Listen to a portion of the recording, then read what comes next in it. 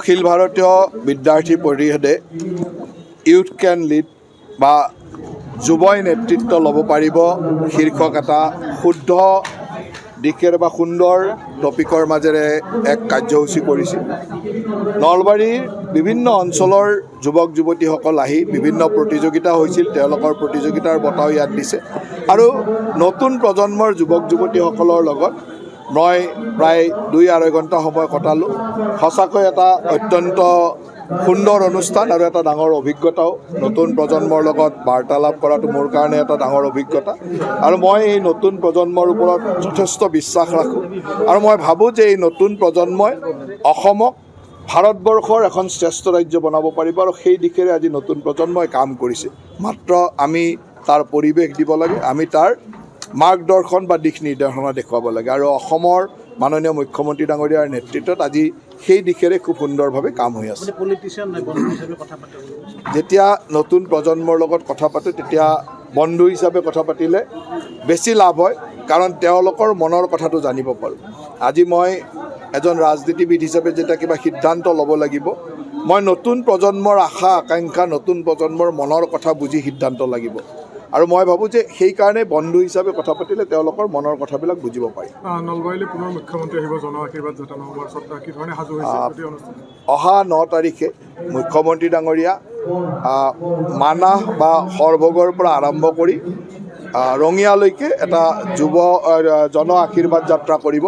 এই জন আশীৰ্বাদ যাত্ৰাৰ ইতিমধ্যে প্ৰস্তুতি আৰম্ভ হৈছে, কিন্তু এতিয়ালৈকে আমি একেবাৰে কি ধৰণে যাত্ৰাটো কেনেকৈ হ'ব, কি হয়, এই কথাখিনি সঠিক হৈ অহা নাই। যেতিয়া আহিব তেতিয়া আপোনালোকক জনাম।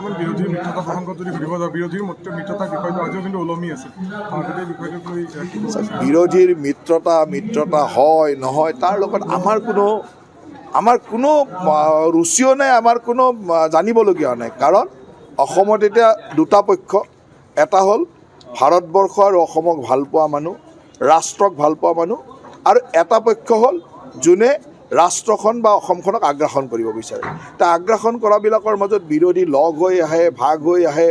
এতিয়া অসমৰ 23, 24, 25টা সমষ্টি এনেকুৱা আছে, তাত কংগ্ৰেছ জিকেনে, ইউডিএফ জিকেনে, জাতীয় পৰিষদ জিকেনে, লুৰিনৰ পাৰ্টি জিকে, আমাৰ কি মতলব আছে তাত আমাৰ নায়েই তাত। গতিকে তেওঁলোকে যি কৰে তাতে কৰি থাকক, আমাৰ তাত চাবলগীয়াও নাই, খবৰ ল'বলগীয়াও নাই।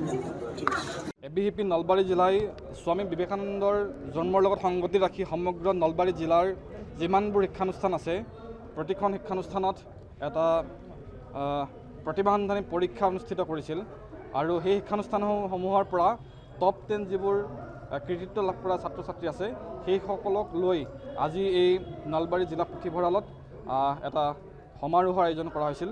নাম দিয়া হৈছিল ইউথ কেন লিড কনক্লেভ, য'ত বিশেষভাৱে আমি মুখ্য অতিথি হিচাপে আমন্ত্ৰণ কৰি আনিছিলোঁ নলবাৰী সমষ্টিৰ সন্মানীয় বিধায়ক তথা অসম চৰকাৰৰ কেবিনেট মন্ত্ৰী সন্মানীয় জয়ন্ত মল্ল বৰুৱাদেৱ, যুৱ প্ৰজন্মৰ মাজত বৰ্তমান সময়ত যুৱ সাংবাদিক হিচাপে পৰিচিত অভয় ভূঞা, যুৱ অভিনেত্ৰী ধ্যানী মোহন আৰু যুৱ কণ্ঠশিল্পী ঋষভ ভৰদ্বাজক বিশেষভাৱে আমি আমন্ত্ৰণ কৰি আনিছিলোঁ। তেওঁলোকক আমন্ত্ৰণ কৰি অনাৰ আমাৰ এটা উদ্দেশ্য আছিল যে তেওঁলোকে নিজৰ জীৱনত যিটো এটা লক্ষ্য লৈছিল সেই লক্ষ্যত উপনীত হওঁতে কেনেকৈ ঘাত প্ৰতিঘাত অতিক্ৰম কৰি নিজকে প্ৰতিষ্ঠা লাভ কৰিবৰ কাৰণে কেনেকৈ জীৱনত সফলতা লাভ কৰিছে সেই মৰ্মে ছাত্ৰ ছাত্ৰীসকলৰ আগত দুআষাৰ কোৱাৰ উদ্দেশ্যে সেইসকলক আজি আমি আমন্ত্ৰণ কৰি আনিছিলোঁ। আৰু আজি প্ৰায় ইয়াতে 400তকৈ অধিক পৰিমাণৰ শতাধিক ছাত্ৰ ছাত্ৰী ইয়াতে উপস্থিত আছে। তেওঁলোকক আজি অনুষ্ঠানটোৰ শেষৰ পৰৱৰ্তী সময়ত তেওঁলোকক বিশেষভাৱে সম্বৰ্ধনা জ্ঞাপন কৰা হ'ব।